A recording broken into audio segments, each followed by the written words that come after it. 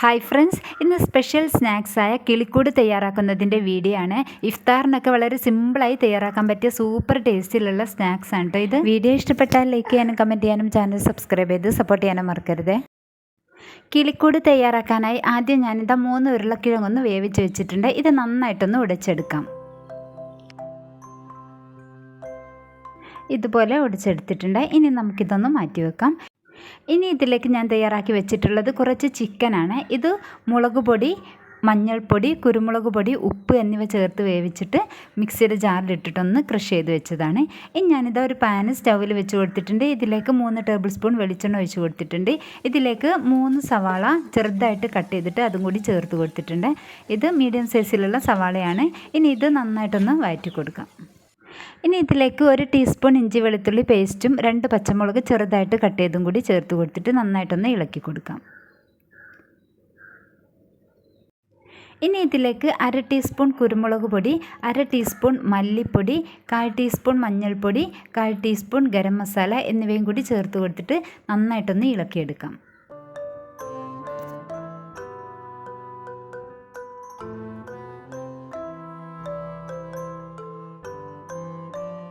ഇനി ഇതിലേക്ക് നമ്മൾ ക്രഷ് ചെയ്ത് വെച്ചിട്ടുള്ള ചിക്കൻ ചേർത്ത് കൊടുക്കാം. ചിക്കനിൽ ഞാൻ മുളക് പൊടിയൊക്കെ ചേർത്ത് വേവിച്ചെടുത്തത് കൊണ്ടാണ്. അതല്ലെങ്കിൽ സവാള വഴറ്റുന്ന സമയത്ത് 1/4 ടീസ്പൂൺ മുളക് പൊടി കൂടി ചേർത്ത് കൊടുക്കാം. അപ്പോൾ ഇത് എല്ലാം കൂടി നന്നായിട്ടൊന്ന് മിക്സാക്കി എടുക്കാം.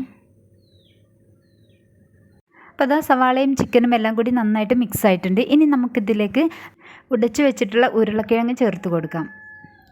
ഉരുളക്കിഴങ്ങ് നന്നായിട്ട് തന്നെ ഉടച്ചെടുക്കണം. ഇനി ഇത് എല്ലാം കൂടി നന്നായിട്ടൊന്ന് മിക്സാക്കി എടുക്കാം.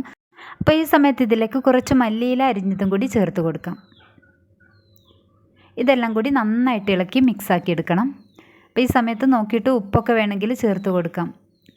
അപ്പം നമ്മൾ കട്ട്ലേറ്റിനൊക്കെ മസാല തയ്യാറാക്കുന്നത് പോലെ തന്നെയാണ് കേട്ടോ ഇതും.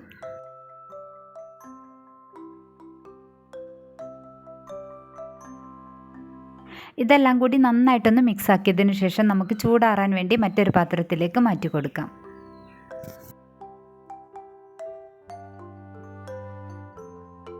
ഇനി ഞാനിതാ ഒരു ബൗളിലേക്ക് 2 മുട്ട പൊട്ടിച്ചൊഴിച്ച് കൊടുത്തിട്ടുണ്ട്. ഇതിലേക്ക് ഒരല്പം ഉപ്പും കൂടി ചേർത്ത് കൊടുത്തിട്ട് നന്നായിട്ടൊന്ന് ബീറ്റാക്കി എടുക്കുന്നുണ്ട്. സ്പൂൺ കൊണ്ട് ബീറ്റാക്കി എടുത്താൽ മതി.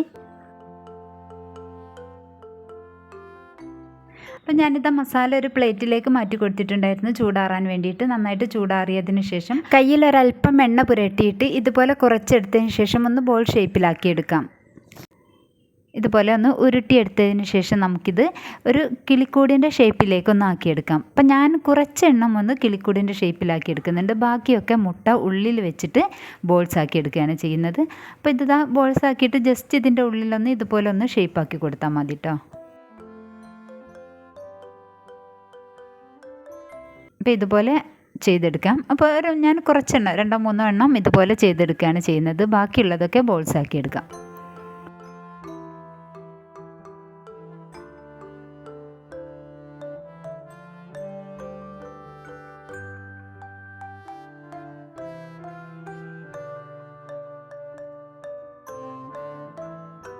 ഞാനിതിലേക്ക് എടുത്തിട്ടുള്ളത് കാടമുട്ടയാട്ടോ. ഇത് പുഴുങ്ങി തൊലി കളഞ്ഞു വെച്ചിട്ടുണ്ട് കേട്ടോ. ഇനി ഇത് ഉള്ളിൽ വെച്ചിട്ടുള്ളത് തയ്യാറാക്കാം.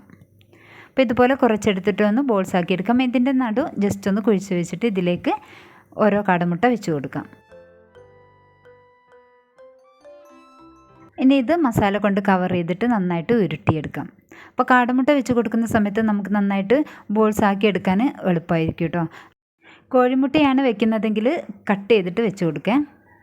അപ്പോൾ ഞാനിതാ നന്നായിട്ട് ഉരുട്ടി റൗണ്ട് ഷേപ്പിലാക്കി എടുത്തിട്ടുണ്ട്. ഇതുപോലെ ബാക്കിയുള്ളതും തയ്യാറാക്കാം.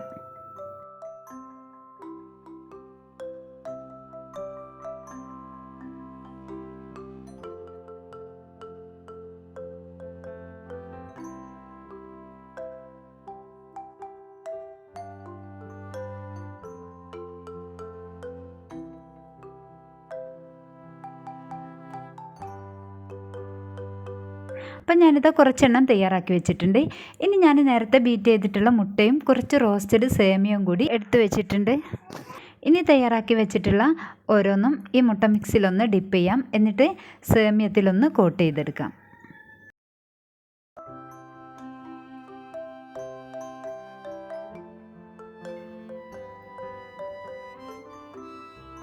അപ്പോൾ ഇത് പതുക്കെ സേമിയം ഇതിന് മുകളിലേക്കാക്കിയിട്ട് ജസ്റ്റ് കൈ കൊണ്ടൊന്ന് അമർത്തി കൊടുത്താൽ മതി കേട്ടോ. ഇതുപോലെ ഓരോ ഭാഗത്തേക്കും ആവാത്ത ഭാഗത്തേക്കൊക്കെ ഒന്ന് ആക്കിയിട്ട് കൈ കൊണ്ട് ചെറുതായിട്ടൊന്ന് പ്രസ് ചെയ്ത് കൊടുത്താൽ മതി. അപ്പോൾ വേണമെങ്കിൽ ഇത് നന്നായിട്ടൊന്ന് പ്രസ് ചെയ്ത് കൊടുത്തിട്ട് ഒന്നുകൂടി മുട്ട മിക്സിലൊന്ന് ഡിപ്പ് ചെയ്ത് കൊടുക്കാം.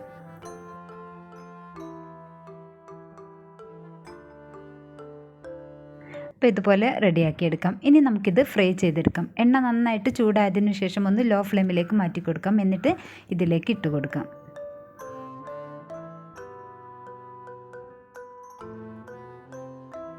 ഒരു ഭാഗം ഒന്ന് റോസ്റ്റ് ആയതിനു ശേഷം മറിച്ചിട്ട് കൊടുക്കാം. ഇതുപോലെ ഒന്ന് ഇളക്കി കൊടുക്കണം കേട്ടോ, അല്ലെങ്കിൽ സേമിയ കരിഞ്ഞു പോവും. വിട്ടു പോകത്തൊന്നുമില്ല, നമ്മൾ ജസ്റ്റ് പതുക്കെ ഒന്ന് ഇളക്കി കൊടുത്താൽ മതി. അപ്പം നല്ലൊരു ഗോൾഡൻ ബ്രൗൺ കളറായതിനു ശേഷം നമുക്ക് കോരി മാറ്റാം.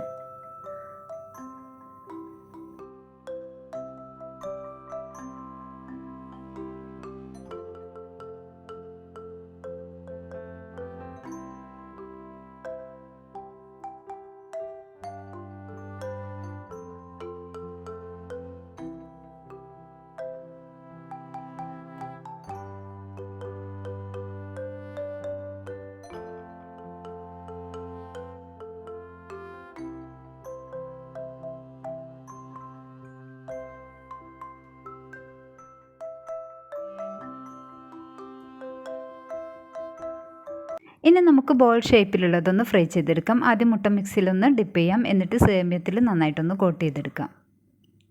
അപ്പോൾ ഇത് സേമിയത്തിൽ കോട്ട് ചെയ്തെടുക്കാൻ നല്ല എളുപ്പമാട്ടോ. ഇതുപോലെ സേമിയ ഇതിൻ്റെ മുകളിലേക്കാക്കി കൊടുത്തിട്ട് നമ്മൾ കയ്യിൽ വെച്ചിട്ട് പതുക്കെ ഒന്ന് പ്രസ് ചെയ്ത് കൊടുത്തിട്ട് ഇതുപോലെ ഒന്ന് ഉരുട്ടി കൊടുത്താൽ മതി.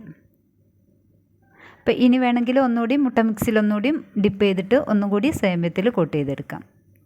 അങ്ങനെയാണെങ്കിൽ നന്നായിട്ട് സേമിയം കവർ ചെയ്തെടുക്കും.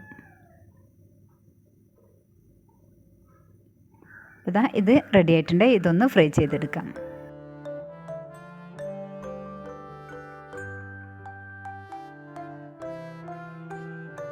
ഇനി ഇത് കോരി മാറ്റാം. ബാക്കിയുള്ളതും ഇതുപോലെ ചെയ്തെടുക്കാം.